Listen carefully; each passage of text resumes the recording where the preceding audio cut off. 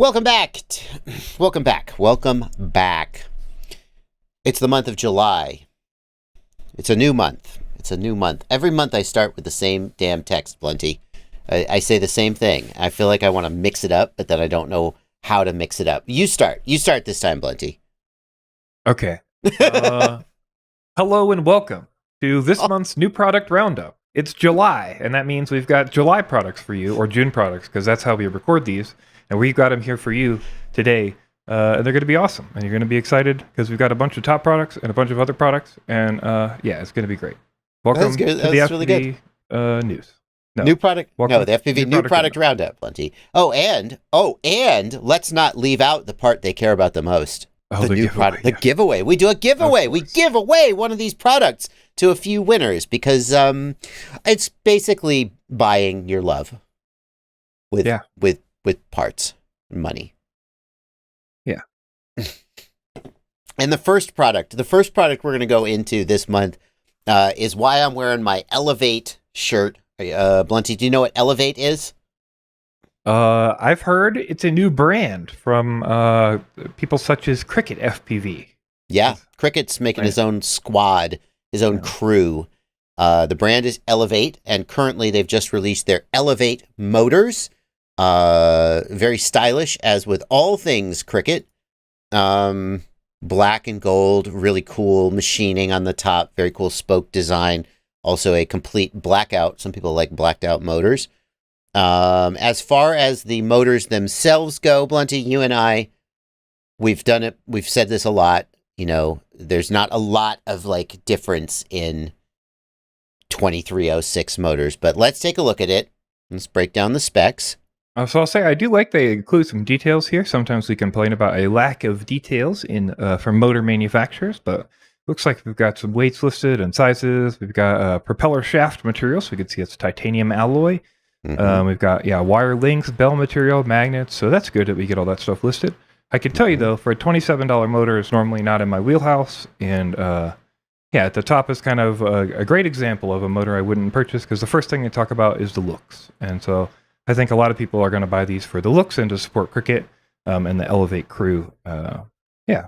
Yeah, I've been thinking about this, Blunty. If there's an argument that there isn't a generally like a night and day difference between motors with similar specs, similar stator volume, similar KV, similar magnets, there may be durability differences. We've talked about that. But if the performance isn't what distinguishes the motors, well, then what does? And one of the things you and I focus on is price, because we're cheap bastards. But a lot of people, and this hurts me to say, buy motors because of the way they look.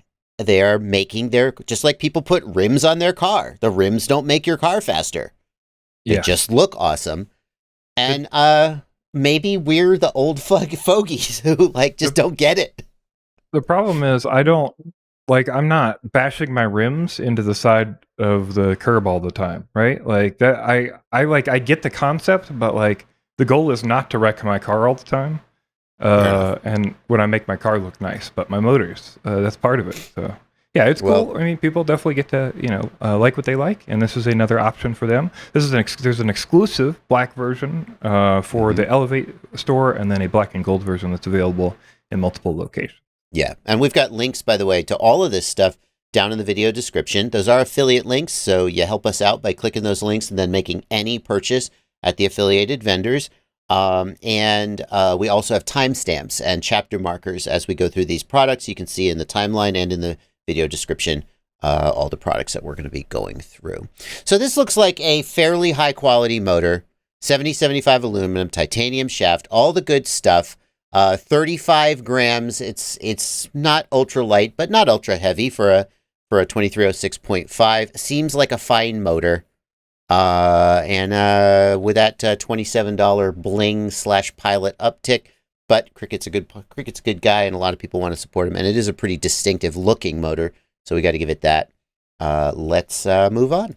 Next up, I think we have one of what I would say is one of the biggest product launches we've had in a long time, especially shown on the new product roundup. We've got a new set of goggles and a whole new HD system available out on the market. Actually, two sets of goggles out on the market and a brand new HD system. We're talking about the Fat Shark Dominator HD system and we're talking about the Walksnail Avatar system, and those are kind of a sister set of things. Yeah, that's one way to put it. Yeah. Yeah, a lot of people are confused on, are these the same thing? Are they different? And we don't have a definitive answer, but Fat Shark swears that the Fat Shark Dominator goggles are made in their factory on their assembly line, which, by the way, I personally visited their facility back in 2018. I've seen the literal tables where people assemble Fat Shark goggles. So I know they're not just talking out their ass that they just have a sweatshop somewhere. On the other hand, the Walksnail, Fat Shark swears that they are not making the Walksnail goggles under any kind of OEM arrangement. Clearly, they are a very similar, if not identical, mold. But I think anybody who knows anything about how business is done in China won't be surprised to find out that there might have been some way that Walksnail was able to use that mold, and Fat Shark also is not making it for them. So there are some similarities here, but we don't think that they're identical, and they don't think that they're made on the same line.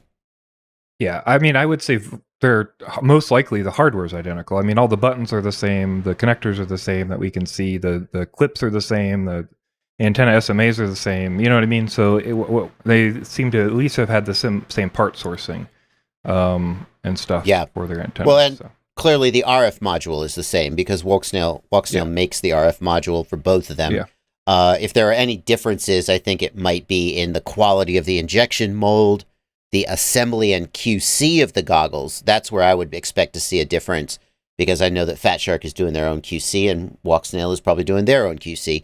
And if Walksnail's QC is the same as Caddx's, then I think that is all I need to say about that. But another unanswered question is, if you have an issue with your Walksnail goggles, will Fat Shark provide support for them? And I think that is outstanding. I think they're trying to figure that out right now, and so we don't know. But how about, how's the performance of the system, Blenty? Should people be buying this? Well, I mean, I personally still on the don't buy this yet, but it's looking better than I expected, I guess. Like, when we saw the original Rampage information, it was pretty rough. A lot of the stuff wasn't done, the firmware wasn't complete.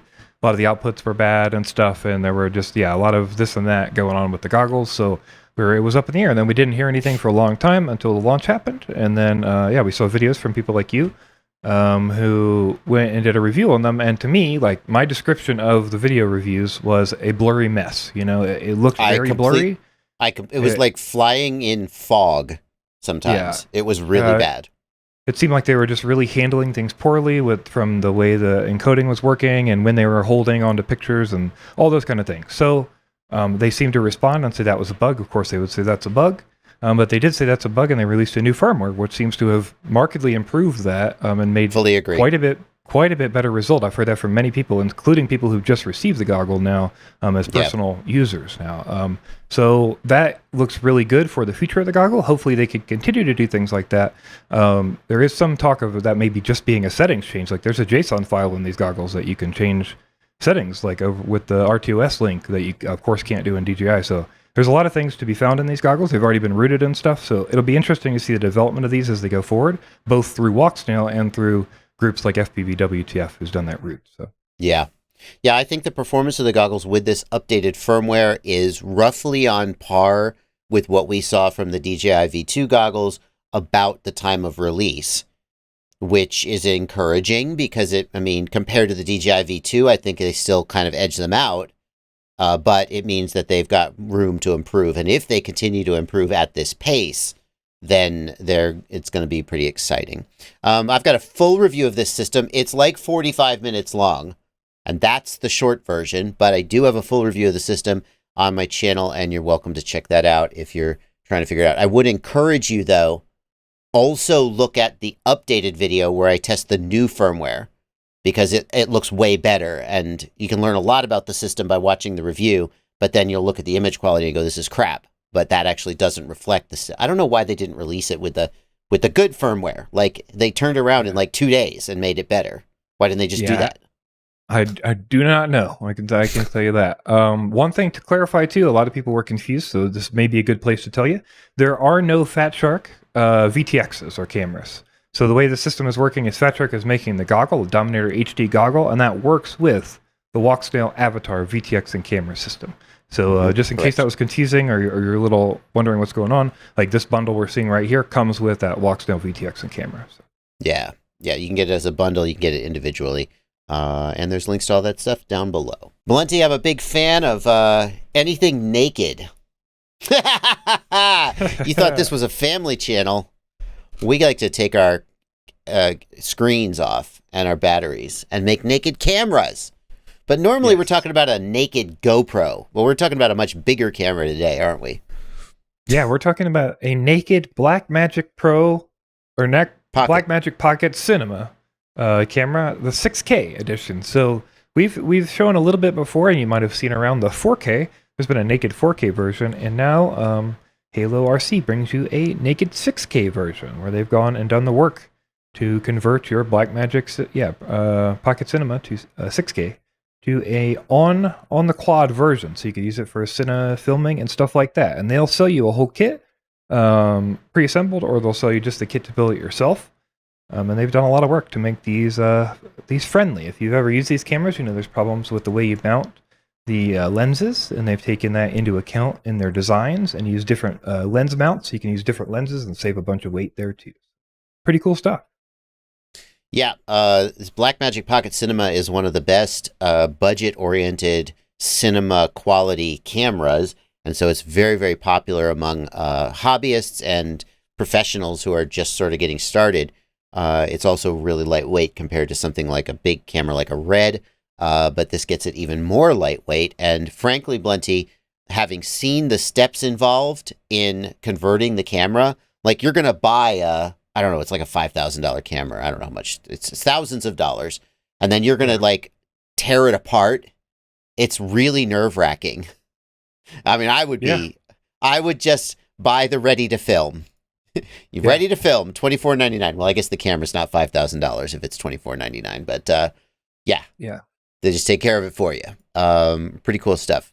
Kudos to Halo RC. You know, I first met them as just a frame designer, and now they've started really just branching out into other stuff. This is a great service. Yeah, very, very cool. And it seems like a passion project for the person, you know, for the people doing it, you know, for, you know, the email we got about this to the news, and then for this, you know, it definitely seems passionate, and you can tell by just the work that they've done, the way they've assembled it, and the build quality and stuff. It's pretty cool to see this stuff. And it's a great option for people who, like you said, need that like in between. You know, they can't buy a Red, they can't fly a Red. This kind of stuff is cool. So. We got another interesting camera this week, Blunty. It's a 360 camera from Insta360. And what makes this stand out, I guess, is it's got a gigantic lens and a big sensor. Yeah, two gigantic lenses, I guess, because we got a 360 camera. So, but it does look like you're paying for it. So, this one's going to come in at like $800 base price, and then like around $1,000 you're going to check out with all their warranty and stuff. But that's going to get you, a 1-inch 360 cam. So both sides are going to be nice high resolution. I think they've got a resolution down here. The combined resolution is like by 3,000. Leica lens. 5888 by 2944 at 30 FPS. So that's got to be that stitched resolution. That is it's pretty good for people who are trying to get those 360 shots, you know? Yeah, one of the challenges of 360 cameras is they often have kind of crappy sensors and kind of crappy lenses because, like, hey, we gave you 360 camera, what more do you want? But this seems to be one of the first times somebody truly tried to get good dynamic range, good image quality, large sensor in a 360 cam. I guess the big question is going to be, who loves 360 cams so much that they're going to pay $800 to $1,000 for this thing? I mean, somebody, but not a lot of people. It's possible. I would say it's possible this might enable more. I mean, it depends. If people are willing to spend the price, at least some creators, you know, we might see more cool content that was harder to do with 360 because, like you mentioned, the quality is harder when you're picking a part of the frame. Mm-hmm. You know, and now those shots that you're doing where you're manually going through and picking that part of the frame might be a lot better. So yeah, seems kind of exciting if it works out well. You know, the video bit rate is listed as 120 megabit, which I believe is the same as like the Action 2. Yeah. So pretty good.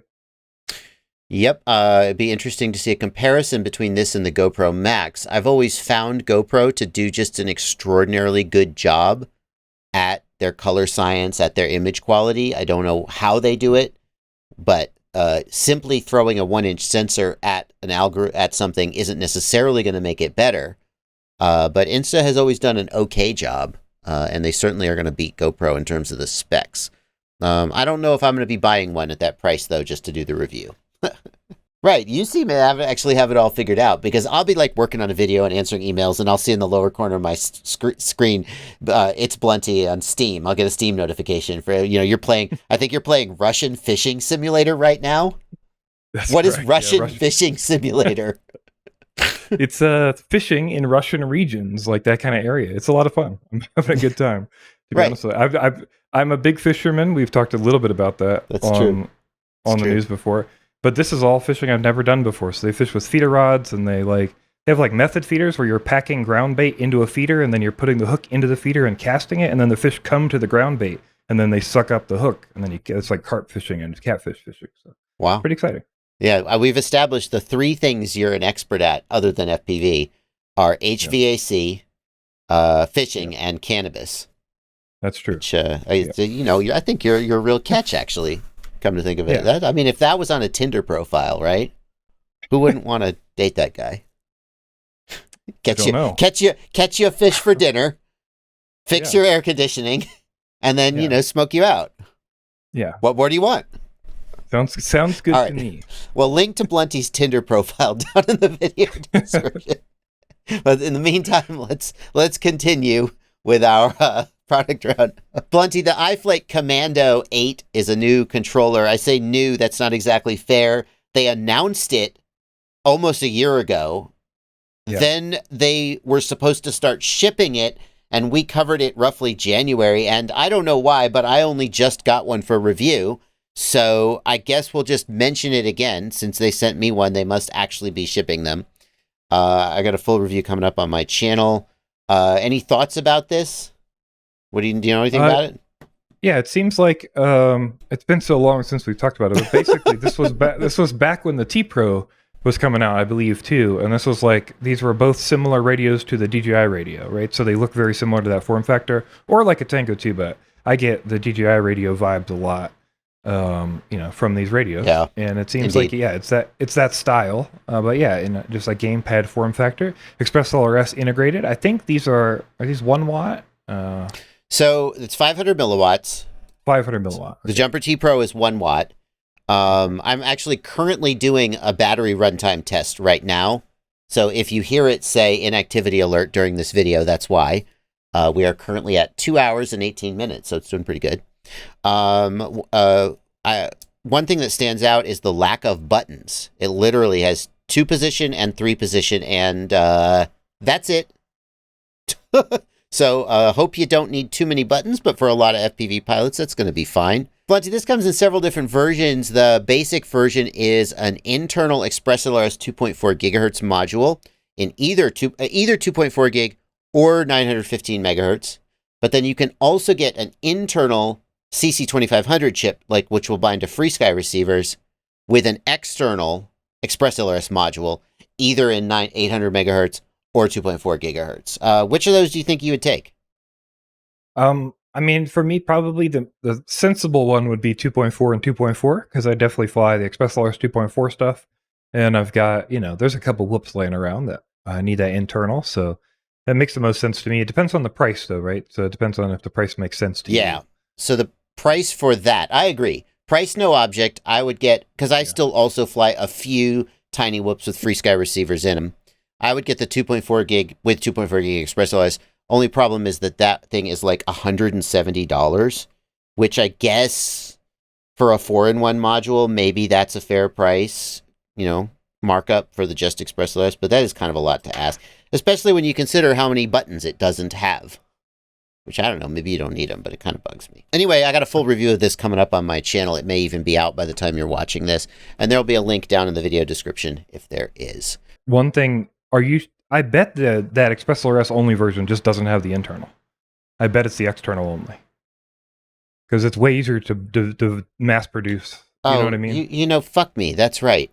you're fucking right. That's what this is. You're 100% right. That's okay. I can edit. I can put text on screen or just leave it. Okay. Well, it does matter though, because if you got the Express LRS, you couldn't then put a module bay on the back. Right. That was and do like Crossfire. So there is a tray. You can replace this with a tray and put a module on the back. But then you would throw out, it wouldn't have an internal. So there is no option for internal Express LRS. Yeah. It's like virtual internal, right? Well, I'm glad we went over this because I'm probably going to have to re-record some of the end of the video. Blunty, before we move on, I also want to show that iFlight is making their own Express LRS receivers. Based on the quality of iFlight's work in general, we could probably expect that these will be good quality. And they come pre-soldered with plugs. And this is, I think, the coolest part. If you're getting an iFlight bind and fly, you wouldn't have to solder the receiver plug. You would just buy this receiver and plug it in. And that's pretty slick.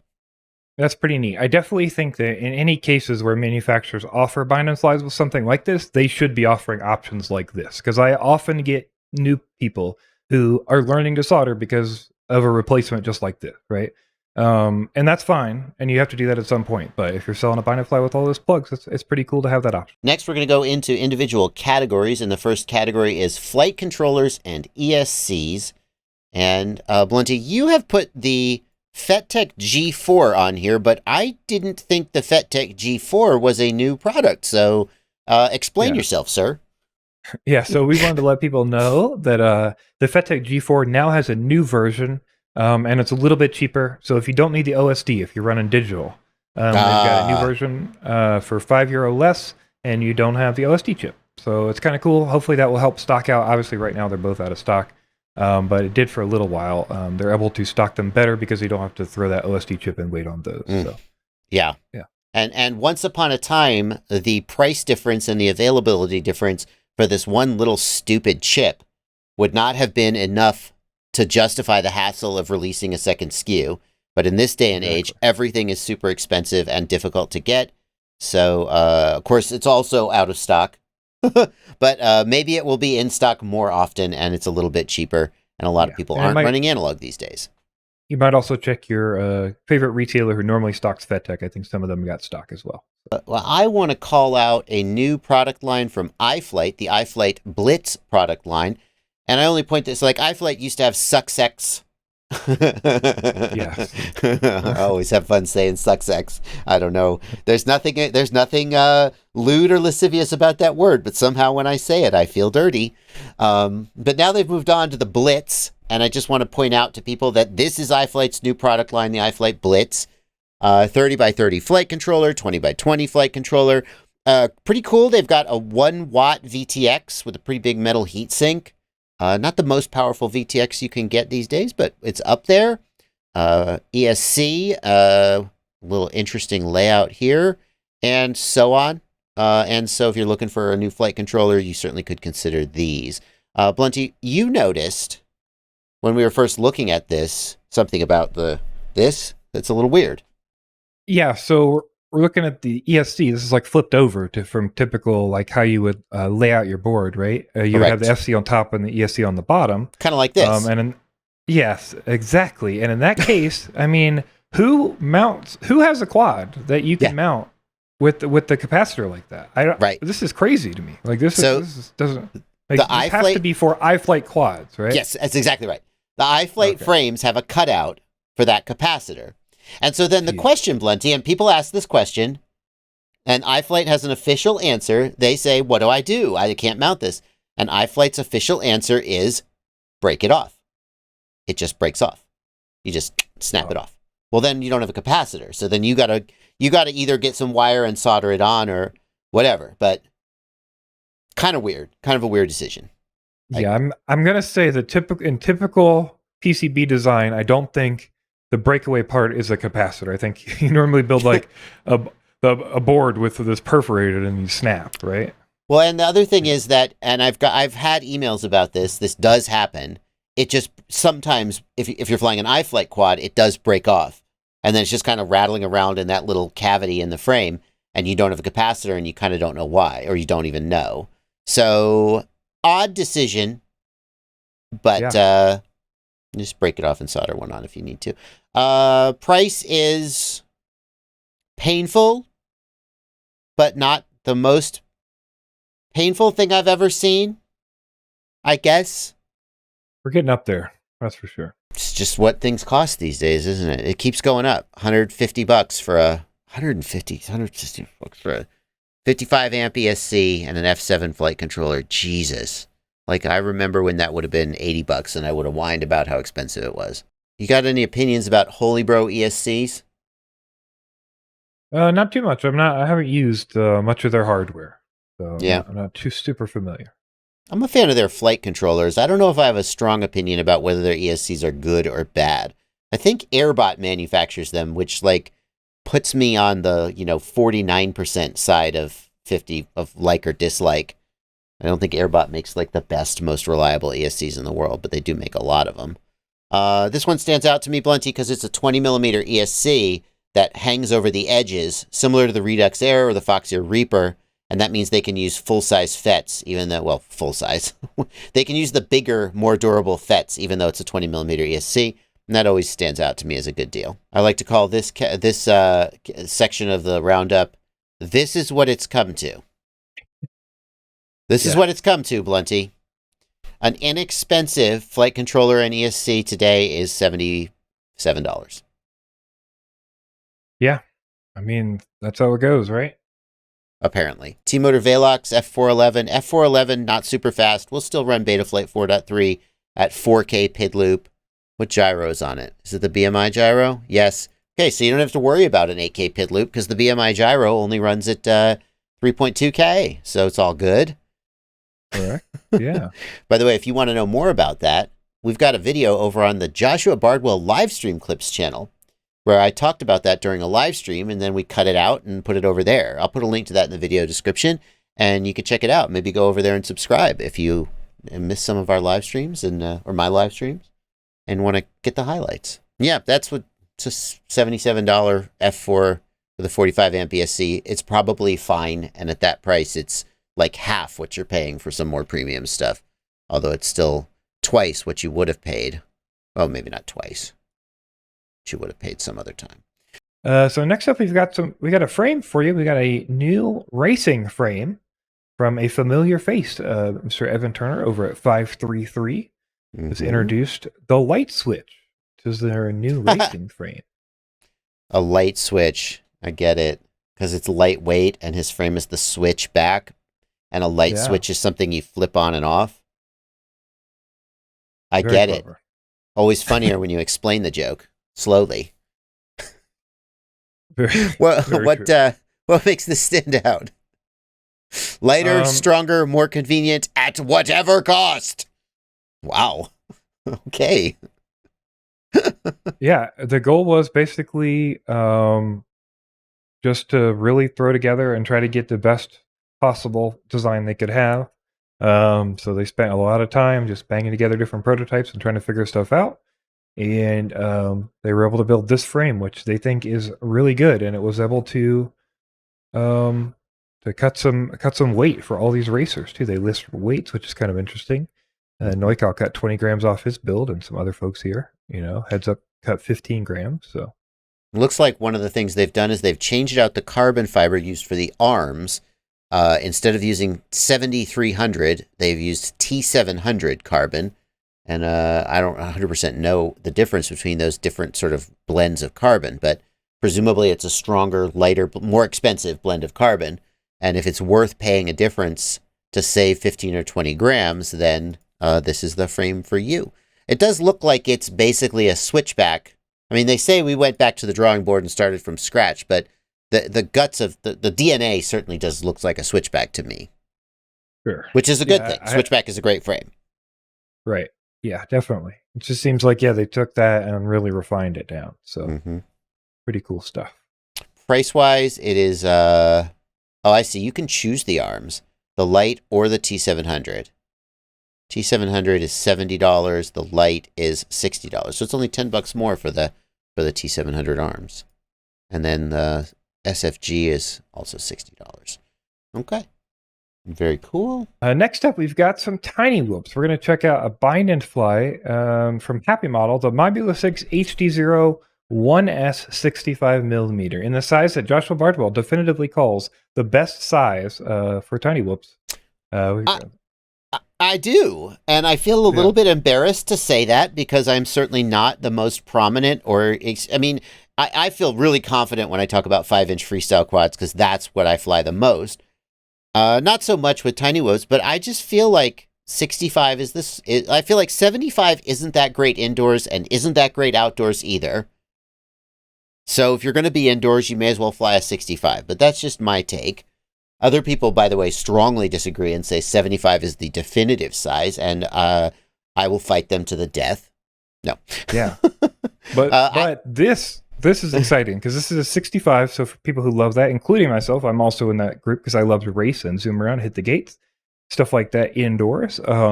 This is a new entry into the field. This is the ONE S version of the HDZero system. Yeah, it's also got that whoop board, the HDZero Whoop Lite bundle. So that's going to be the new setup from HDZero for the little micro quads. And now you can get that in what is, I would say, a reasonable, super reasonable weight for a 65mm with HD. I mean, we're talking about less than 23.5 grams without the battery, which is, I would say, pretty incredible to be able to fly around your house with HDZero. You know, I have the HDZero, the 75mm. ONE S, and I think that's a great quad. But yeah, even getting smaller and lighter is pretty awesome. Now, do you think that when you're carrying the additional weight of the HD video transmitter, do you think that the quad is better to step up to 75, or do you still think it's probably better in the 65 size? I think with the weight that we're down to now, I think that this is probably going to be fairly comfortable in 65. Yeah. I'd be interested to see, like, I don't know that you're going to necessarily be super competitive against other racers, like if you're trying to race this, but certainly it's very close. And if you're not like top of the line racer, I think you could still compete. I think this is definitely flyable for me, size and weight. Yeah. You know what I mean? So I noticed that they've got the 0802 motors, whereas recently they've been trying to save weight by, like, the Mobeetle has 0702, and I believe the new Mobula 6, the analog version, also has 0702. They've got the 0802s, which is a little bit more beefy and going to make a little more power. But they're using the bi-blade props. So I wonder if by adding this weight, they're worried about overpropping the motors a little bit. Do you think you could run this on tri-blades? Or would it just kill your battery? I bet it would kill the battery. Yeah, I'm not sure. I bet it would probably not be great, but I don't know. Yeah. I don't know. I think I would have to fly this one to really give you that answer. So. And I hate to keep beating this drum, but very happy to see it's available with an Express LRS receiver, which is fantastic. However, worth pointing out that the SPI-based Express LRS receivers will not be able to run Express LRS 3.0, which is just coming out. And you can't, if you upgrade your module to Express LRS 3.0, you will not be able to bind to the Express LRS 2.x that is going to be running on this receiver. So that is a bit of a schism that is coming up in the Express LRS and the Betaflight world that really doesn't have a great resolution. Well, most likely it'll be like it used to be, where you'll have to flash a nightly to get 3.x support, and it'll be like a fork of Betaflight sort of thing, like that has that specific support in it. But yeah, it's going to be much more difficult and annoying, and you're going to start to get out of the loop and stuff. I have to do custom work and stuff to get those to work. So So you feel pretty confident that the Betaflight devs have said, and the Express LRS devs have said, that they are not going to put Express LRS 3.0 into Betaflight to support the SPI receivers. But you feel pretty confident that someone's going to do it. It will likely be its own thing. I don't know that it'll be in the main setup, or it'll be like you'll have to be flashing master, like building and flashing master to do it, like that sort of thing. Yeah. And hopefully manufacturers like Happymodel will eventually move from SPI-based Express LRS receivers to UART-based ones and avoid this issue. But at least for now, that's not the case. Well, that's pretty exciting. I like it. I'm a big fan. Analog video sucks, right? I mean, it's better than nothing. But anything that can get digital video into these small quads is very exciting. Blunty, next up, we've got a Cinewhoop. And frankly, it feels like everybody wants to make Cinewhoops these days, and most of them are unremarkable. Some of them are good, some of them are bad. Most of them are, someone made a Cinewhoop. In fact, we're going to talk about a Cinewhoop that seems to fit that category next. But this is the Speedybee Flex 2.5, and I got to give Speedybee credit for doing something interesting. They've tried to get this 2.5-inch Cinewhoop even smaller by overlapping the props. So the motors are staggered vertically, and it's actually got the wheelbase of a 2-inch with the sort of thrust and performance of a 2.5-inch. So it's even smaller for indoor flying, but can still like carry a camera, and also has an LED, which is, I mean, everybody needs that, right? Yeah. Interesting. This kind of reminds me of the Avata, like that. We got that, you know, the pre-Avata leaks from DJI. Mm-hmm. This reminds me a lot of that, where we talked about the props being obscured by the frame, you know, and we're sort of getting a similar idea here, trying to make it as small as possible by obscuring those props. Yeah, there is going to be some amount of thrust lost. Anytime you have overlapping props, you lose a little bit of thrust, but probably still flyable. As with any 2.5-inch Cinewhoop, you're not going to be carrying a full-size GoPro, but you're going to do fine with cameras in the range of 20 to 50 grams, like a naked GoPro, a RunCam Thumb, Insta360 Go, and so forth. Got lots of options here. RxSR, TBS Crossfire, or install your own. Different colors of LED strip. I think this is focused more towards hobbyists than pros. And the LED panel says that to me. Like, if you were trying to be a pro, you wouldn't want the LED panel throwing off your white balance or whatever. Probably not. No. Some of those night shots are cool though, where you're like chasing two pilots and they both got their LEDs on, and like, yeah, I mean, it depends on what you're making, but yes, I would agree. Typically that is the case. I do think this has potential to be pretty fun to like fly indoors around your house, similar to maybe a 95 millimeter, but with maybe even a little smaller. I don't know. One thing I've noticed, that one of the major problems I've always had with Cinewhoops indoors is almost not even the size or maneuverability, it's the amount of air they put out because they're trying to carry a GoPro. So then you've got to secure the entire house. Because everything gets blown all over the place, right? Everything's going everywhere, yeah. Yeah, well, we got hard molded plastic here. Remains to be seen how durable that's going to be. If it could be durable, it could be brittle. Would have to do some testing. Yeah, kudos to Speedybee for doing something original. Trying to do something different. And in just a second, we're going to look at the AxisFlying Blue Cat, which we had some critical words for, but we should be fair and apply that same critical eye to this, lest we get accused of being sort of biased or unfair. What do we see in this frame design, Blunty? I mean, we got some standoffs hanging down here with no central truss. Do you feel as critical about this as you will feel when we edit in that Blue Cat content? No, and that's for the simple fact that like it doesn't seem to be going for the same thing. Like basically that was a carbon guard we had on the other one, and all that is like all those are linked together in a way that it looks like the whole frame will rely on all of that for structural stability and vibration performance. With this quad, I do not believe that the way the frame is connected to the base, right? It seems like it's more just one floating piece out. It's not necessarily like a set that is how you assemble the frame and stuff, right? Does that make sense? Am I talking? I think so. Yeah. Okay. Basically, if there was more pieces of carbon down there, or they attached to another piece, like we see on the other frame, I maybe would be more concerned. But the way it looks like this is just kind of holding the guard on. That's basically it, right? It's not really structural. It's not like structural. Right. Yeah. The other thing though that does concern me a little bit is the offset motors, right? Like, and what if those will have any concerns at all with either performance or with also just like how they're mounted, right? Is this a 3D printed spacer? Does that look like look like that? I mean, this is a render. This appears to be a render.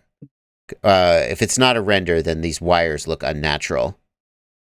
So I think this is a render, so I don't know how much we can really rely on it, but this looks like a 3D printed spacer with just some long screws going through it.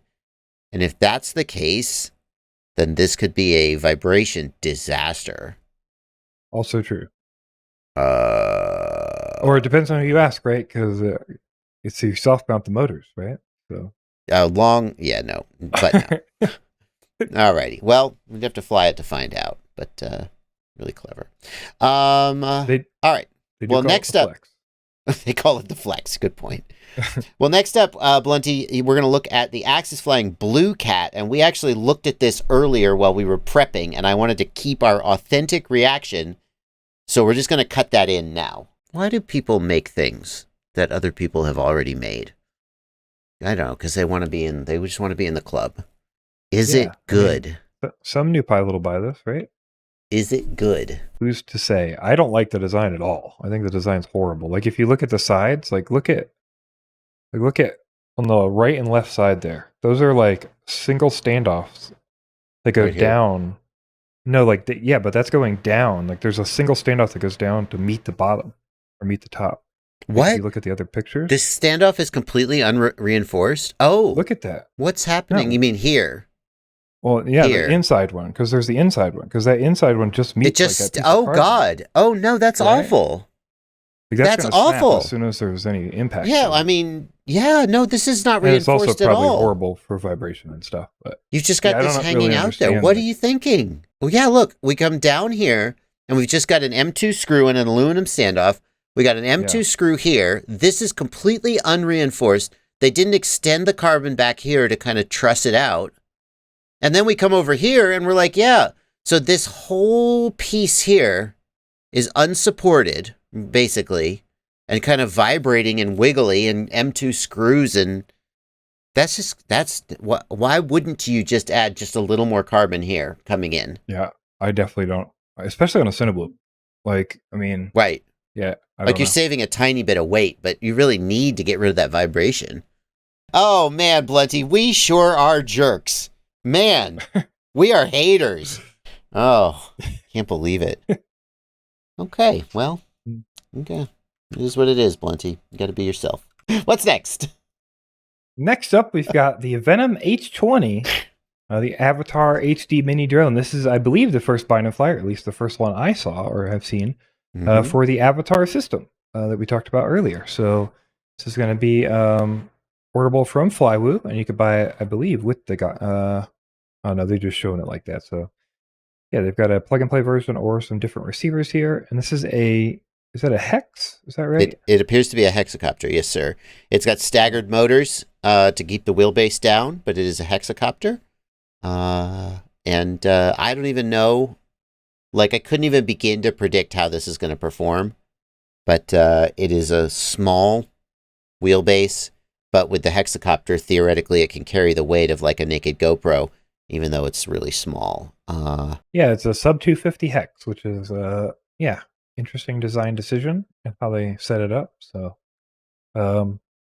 this one is one I'll definitely be interested to get feedback on, like to see how it performs. Because this doesn't look like they have a Flywoo hex, but it certainly isn't designed like this. Right. I think for some people who are getting into FPV with the Avatar system, and they want a small bind and fly, I mean, you probably wouldn't fly this indoors. It seems like it's probably too big and powerful for a beginner, especially to fly indoors. But you want something to get started? I don't know though. How durable is this going to be? Like if you were to get something like an iFlight 5-inch bind and fly, it feels like it's got prop guards, so it wants you to think it's durable and okay to use indoors, but it also feels maybe like it's kind of spindly and maybe not as durable as it wants to seem like it is. It's another one we'll have to see how it flies. Also worth pointing out that Flywoo has a new naked Hero 10, similar to the Hero 10 Bones. And I haven't tested it, and I don't know how good it might be, but I also wanted to mention that because they are the Flywoo GP10 and GP9. Let's just compare the price of the GP10. $569. Okay. $569 for the GP10 compared to a Hero 10 Bones. That's on par, roughly, a little more. Yeah. The GP10 can be ordered with a touchscreen that plugs in, though, whereas the Hero 10 Bones, you cannot do that. So that's kind of cool. Oh, yeah. You keep the front screen? Ooh, Flywoo. That's actually kind of cool. Look at that. That's kind of cool. I might like that better than a Hero 10 Bones. Of course, you can get No insurance warranty though, right? with the Hero 10 bones. Yeah. Yeah, you can get insurance with the Hero 10 bones. This one, you're out of luck. Alrighty, well, we'll get links to all that stuff in the video description if you want to check it out. I might check that out. How about motors? Any new motors come out this month? Yeah, first up, we've got some RCinPower's got some new 1002s, the GTS V3 1002. So some new options for you if you're looking for that similar size of motor, that's sort of in between, the 10, 11, 12, 8, 9, depends on your application and what exactly you're trying to do. But I think if you're aiming for a sort of lightweight toothpick, this is a good option. Yeah, I saw these. First of all, I think Angry Don has a 1002 motor. Is this Angry Don's 1002 motor? If we talk about a 1002 motor and Angry Don has a 1002 motor and we don't mention Angry Don will be angry. And we certainly don't want that. I think he left I don't remember how it all worked. I think these are Total FPV's motors. Okay, so we have to acknowledge that Angry Don came up with the idea for a 1002 motor in 2021, and for some reason we're not covering that motor, and it'll probably make Angry Don upset. But we're talking about the RCinPower 1002. What is this motor for? You said lightweight toothpick. When I think toothpick, I think of like a 12 or a 13 millimeter motor, which is what Kebab FPV has moved towards. And when I think Cinewhoop, I think like an 8 or a 7 millimeter motor. 10 is in this weird place where it seems like, isn't it just bad at both? Like, what's it for, Blunty? Yeah, I mean, I think, hold on a minute. Give me a second. Mm-hmm. Toto's going to be mad at me like Angry Don's mad at you if I don't fucking pull up his shit now that you asked for that. Give me a second. Best spot is 2-inch. It works well for 75 millimeter 1S, 2S for HD systems. So it's like it's for 2-inch to 75 millimeter sized whoops and toothpicks, but that need a little more oomph to carry a little more weight than like an 8 millimeter motor would handle. Is that the thinking? Yeah, it seems like that's the goal. Yeah.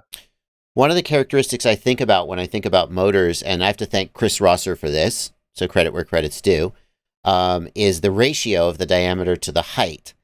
And Chris suggests that a ratio of around, I think 3 to 4 to 1 is optimal, and that ratios getting closer to 5 or 6 to 1 have better cooling, but are more likely to have like issues with desyncs and so forth. Here we're at about a 5 to 1 ratio, 1002, which I think arguably could make sense because on this size motor, you usually struggle a little bit with cooling. The small motors are overworked and get hot. So it could make sense. The other motor we've got this month is the FPVCycle 25 millimeter motor, which has somehow managed to be the new product. This exact same motor has been in our new product roundup like 5 times. Once when it first came out, once when it switched to the Unibel, and several other times. And now we've got the Neon High-Vis version. Because that's what everyone was asking. Why does this exist, Blunty? I could not tell you, but I figured, we had to throw it in there. Okay. Yeah, if you have a build, there's like a couple people out there who are like, "Oh my gosh, this is exactly what I was looking for." And for you, yeah, got a high-vis motor. I mean, the white understated, I thought that was the whole deal, but somebody wanted high-vis, and now, you know what I'll bet, Blunty? Someone came to him and said, like, I need, for my company, I need like 500 of these motors. Can you do a special run? And then he was like, well, as long as I'm doing it, I may as well sell them. Bet you that's what happened. Can't think of any other reason. Maybe they spilled chartreuse in the in the vat. If you had asked me what color chartreuse was, I would not have said it was a shade of yellow. So I'm impressed at your color knowledge. Interesting. That's chartreuse. You know why I know that? Why do you know Fishing. That's a callback. Fishing. Okay, we got a couple of batteries and charging things. And I want to start out with another one of these little rants that we captured while we were prepping. There's a new battery from Dogcom, and it has something about it that makes it really piss me off. Oh, look, we have a Sbang battery. Oh, boy. You know, Blunty, when they told us that there was a Sbang-focused prop, I was like, okay, I get it. Sbang pilots need really snappy prop response. I found that plausible. But a Sbang battery, F you, there's no such thing as a Sbang battery. I agree. I concur. This is pure marketing. And frankly, Sbang edition. It's a 1480 milliamp hour 6S that weighs 240 grams, which is exactly what those Sbang pilots who need super response, right? Because I'm not like a Sbang expert, but they like a super snappy and responsive. So they definitely want a 240 gram, 1500 milliamp hour 6S. Give me a break, Dogcom. What are you doing? If you fly Sbang, let us know in the comments how you feel about somebody making a 240 gram Sbang battery. Hey, don't, you know, in case you were confused about the C rating, we just put it all over here. It's a signature edition. Oh, whose signature? Sorry, my iFlight Commando is doing a battery runtime test, and it's just going to keep shouting activity alarm throughout the video. Apologize for that. Yeah, signature? Which signature? Which pilot? Which pilot are you giving a cut of this battery to? Signature edition. It's the... Farouk? No. Okay, what is this? What is this? 150C is also complete bullshit, in my humble opinion. But okay. Cool. All right, see, great. That's that kind of sincere reactions that you wouldn't get if we hadn't been recording. Next up, we've got a 1S series charging board from Happymodel. So we've looked at a couple other versions of these, and now Happymodel has its own version if you need to charge your 1S batteries. Yeah, all like a normal battery in your normal charger. Yeah, I've covered the Flying Sandal and the Fractal Engineering version of this board. Both of them are excellent, and I've got links. I'll put links to those reviews if you want to check it out. What is this, and why is this good? But the key thing about this, as you said, Blunty, is that it lets you charge your tiny whoop batteries using your full-size charger very easily. And this one, it being from Happymodel, is a little less expensive than those others. Is it, though?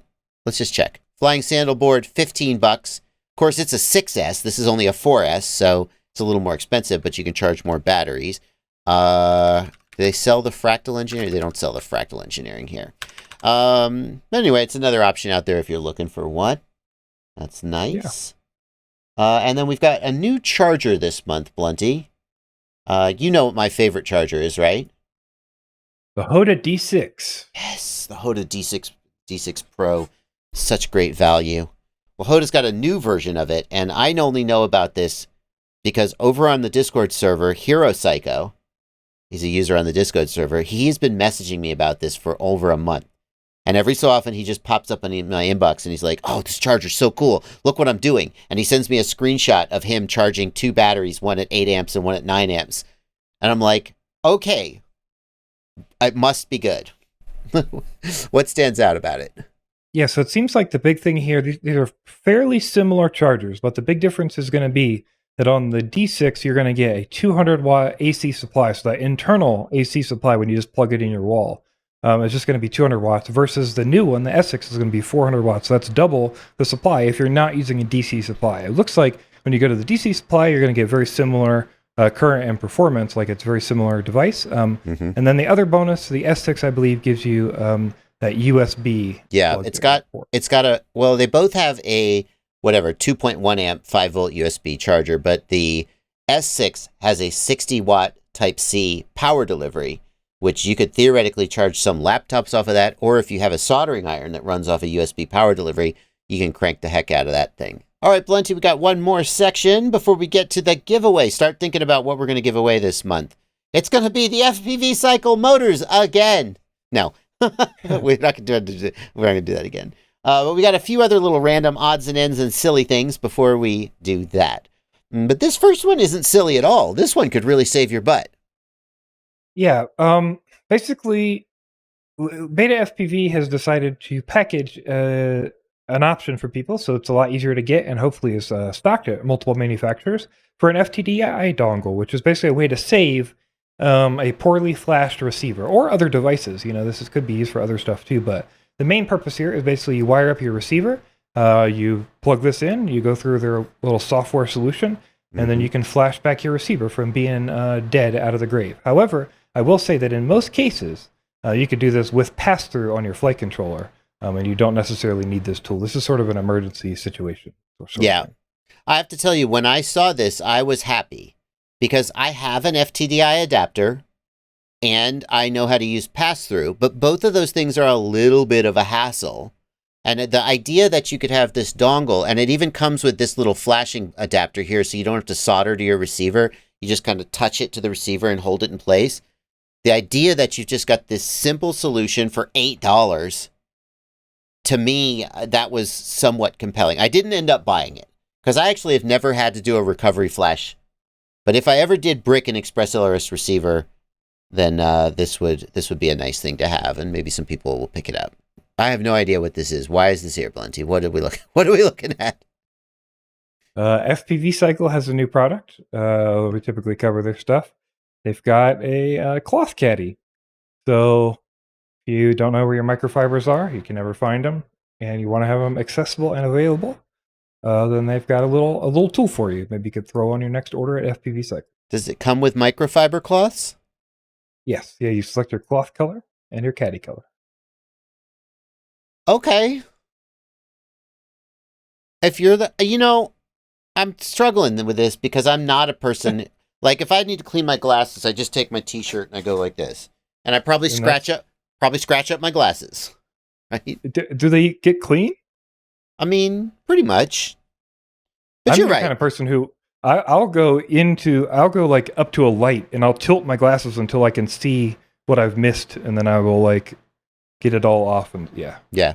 If you're the kind of person who keeps microfiber around to clean your lenses and your glasses, this makes a lot of sense. I guess I'm just not that person. Yeah. Also, your cameras, right? That's sort of yeah.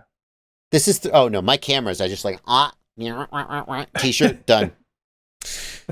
This is clearly 3D printed. If I go to Yagi or Thingiverse, am I going to find this exact product that I can just 3D print myself?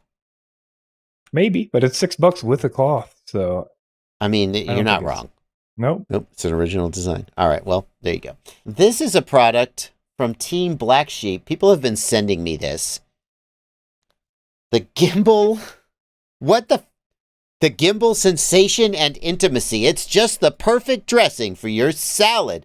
What the F am I looking at?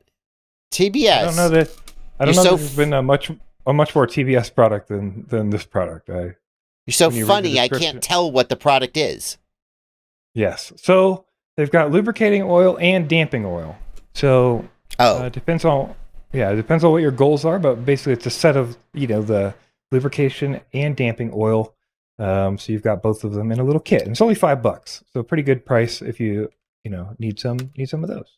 The last product before we get to the giveaway is the Mjolnir antenna from Maple Wireless. We're going to speak to the antenna's performance, but before we do that, the Pro antenna has a different form factor than the old Mjolnir. Also, I want to say the Mjolnir Pro, the colors are very interesting. You click that center color, I don't understand what silver pink black is. Silver pink black, clearly. Rust red, white. The rest of them seem reasonable, right? But I like rust red. That's a good looking color scheme. Yeah. Gray. Silver pink black. Silver pink black. Yeah, all right, fair enough. So it's cool. It's cool that they've made this improvement, Blunty, because I am really not a big fan of antennas that hang off the goggles like this. You have to remove the antennas when you stuff it in your backpack, and it's just a pain to do every time you go fly. Whereas this looks better and is easier to handle. Unfortunately, though, I can't recommend this product. So Maple Wireless is trying to do this clever thing where they have left-hand and right-hand polarized antennas that's supposed to be better for multipath.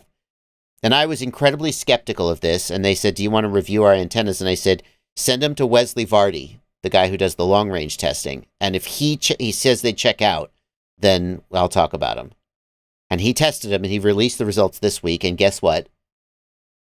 They were about the same performance as like an iFlight Crystal. Basically the same. No improvement. Yeah. But they're way more expensive. Yep. So, well, yeah, unfortunately, it does not seem like it makes sense to purchase these versus a normal. If they can't, they did not deliver better range or bit rate in the long range test, and they did not deliver better bit rate in the indoor multipath test, which is supposed to be where he did the test. He did the long range test, and they didn't do any better. And Maple Wireless, as you would expect, was like, oh, no. They really excel in multipath environments. You see, you didn't test them right. So he was like, fine, F you. And he went and did a multipath test, and they also didn't do any better. And who knows what they'll say now? Probably, no. You just don't understand. Blah, blah, blah, blah, blah. Just buy the iFlight Crystal. One other thing to mention here is also their technology relies on having 2 antennas on the air unit, but the Vista only has 1 antenna. So it also doesn't really make sense if you... Oh, geez. Right. Right, because they're like, oh, you're going to transmit both a left and a right-hand polarized, you see, and then we'll pick them up, and that's not how any of this works! And even if it does, it doesn't seem to make any difference in the real world. Right. So first of all, that's not how any of this works, and second of all, the experiment shows that you're not any better than just a regular iFlight Crystal. So. Yes. Just buy the iFlight Crystal or the Axie HD, and they're like half to a third of the price. Okay. Sorry, Maple Wireless. It's a beautiful antenna, but it's just marketing hokum. It doesn't bear out in reality. And Blunty, I got to say, I see people on Facebook, and they're like, oh my God, this antenna is so much better. And I'm like, I don't believe you. I don't believe you. I don't think you're actually doing rigorous testing because the theory doesn't work out. Are you trying to claim that people in this hobby make claims without doing rigorous testing? Is that what you're trying to say? You're trying to say people are victims of confirmation bias? And marketing. Unbelievable. Oh, well, with that bombshell, let's move on to the giveaway. And we're going to be giving away a set of Maple Wireless Mjolnir Pro antennas. No. Oh, man, Blunty. Oh, what are we going to give away this month? What should we give away? We're going to give away 3 of the HOTA S6 Charger. And one of them I'm going to send to my house and review. And then Hero Psycho can stop messaging me. And as a thanks for you for getting an open product, I'll sign it if you want me to. If you think that's super arrogant of me, and why would anyone want that, I won't sign it. It's up to you. You would like JB to damage it with a marker. Yeah.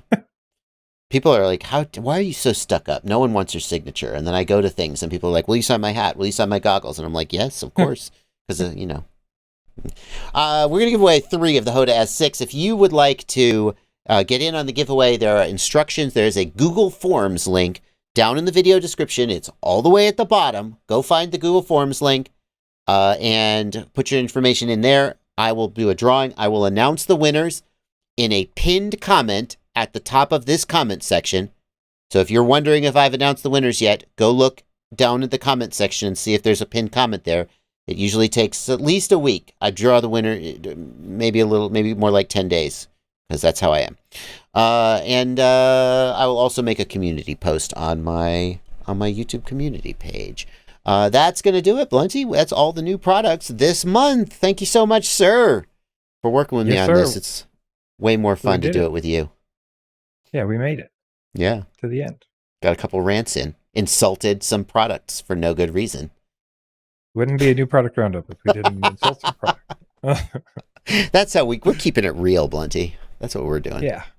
All right, man. Absolutely. We'll see you guys next month. Later. Awesome.